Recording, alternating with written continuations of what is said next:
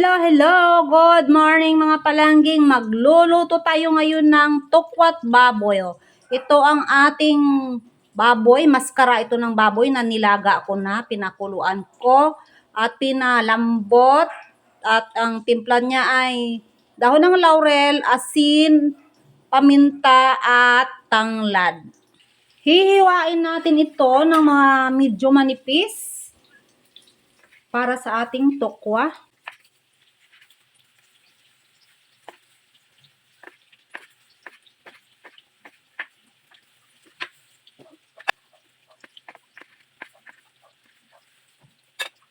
Ayan na yung ating pork, maskara, yung pisngi ng baboy. Hiniwa-hiwa ko na. Atin yang sasanggut-sahin. Gigisahin muna natin ng kaunti para maalis yung lansa bago natin timplahan ng pang tukwat baboy na timpla. Lagyan na natin ng sibuyas.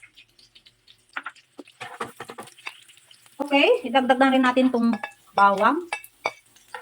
Halu-haluin. Lagyan rin natin ng luya.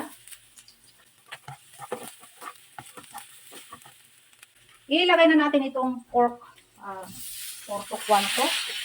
Isangkutahin lang natin yan para maalis ang kanyang lansa. Kasi pag binirito natin ng luto yan, ng timpla, timplahan agad ng tukwat baboy na timpla na hindi nagigisahin, ay malansa. Kaya para ang lansa niya mawala ay sangkutahin muna natin bago sa timplahan. Diba yung iba nga ginagawa nilang ito, crispy.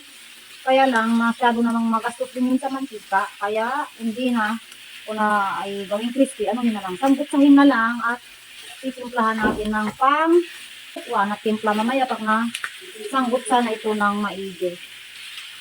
Ayan, hintayin natin yan na mag-incorporate ang mga spices at ang pork maskara natin ng baboy para maitimplahan na natin. Okay, well done na ang ating baboy na sinanggut sa. Okay na ito. Kaya na natin, timplahan na natin ito.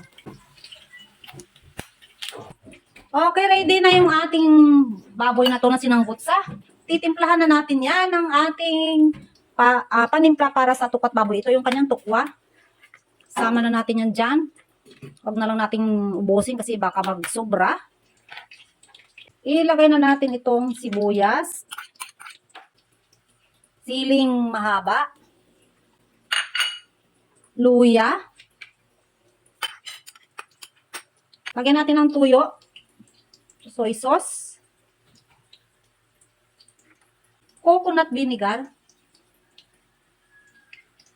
White pepper. Halu-haluin na natin. Masyadong puno.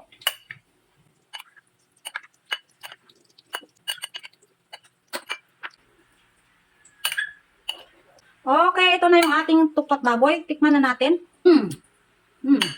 Sarap na, masarap na. Yum. Masarap na siya. Tama lang ang kanyang timpla.